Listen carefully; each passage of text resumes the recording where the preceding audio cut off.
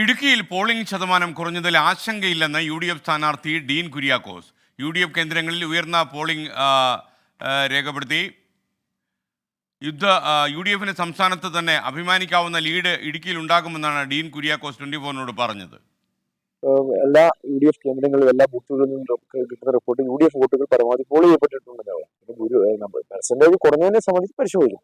എങ്ങനെയാണ് പെർസെന്റേജ് കുറഞ്ഞതെന്നുള്ളത് പരിശോധിക്കുന്ന വിഷയമാണ്. അതായത് യു.ഡി.എഫിന്റെ ഒരു ആത്മവിശ്വാസത്തെ തെല്ലും ഇക്കാര്യത്തിൽ ബാധിക്കുന്നില്ല. അപ്പോൾ ഏതായാലും ഈ തെരഞ്ഞെടുപ്പിനെ അട്ടിമറിക്കാൻ വേണ്ടി തന്നെയാണ് ഈ അക്രമവും കള്ളവോട്ടും CPM ചെയ്തിട്ടുള്ളത് എന്നത് വ്യക്തമാണ്. ഇടുക്കിയിൽ നിന്ന് രാഹുൽ വിജയൻ ടെലിഫോണിൽ ചേർന്നു. രാഹുൽ വിജയൻ, ഡീൻ കുര്യാക്കോസ് യഥാർത്ഥത്തിൽ ആദ്യം ഉണ്ടായിരുന്ന ഒരു ആത്മവിശ്വാസം ഇപ്പോൾ പ്രകടിപ്പിക്കുന്നില്ലേ?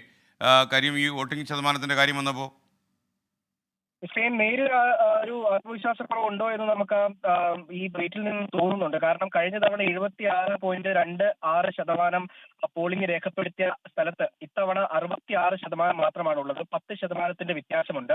സ്വാഭാവികമായിട്ടും അതിന്റെ ആശങ്ക സ്ഥാനാർത്ഥികളിൽ ഉണ്ട് എന്നുള്ളത് ഒരു വസ്തുതയാണ്.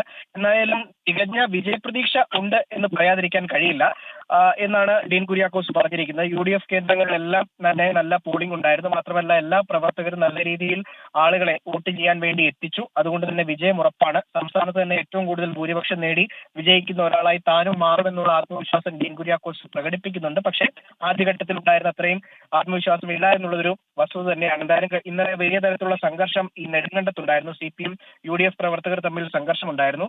അതൊക്കെ ഈ തോൽവി ഭയന്നുകൊണ്ടുള്ള സംഘർഷമാണ്, അല്ലെങ്കിൽ അതിന് മുന്നോടിയായിട്ട് നടത്തിയ CPM-ന്റെ സംഘർഷമാണ് എന്നൊക്കെ ആരോപിക്കുകയും ചെയ്യുന്നുണ്ട്. എന്തായാലും ഇനി റിസൾട്ട് വരുമ്പോഴാണ് ഇതിന്റെ ബാക്കി കാര്യങ്ങൾ അറിയാൻ കഴിയും.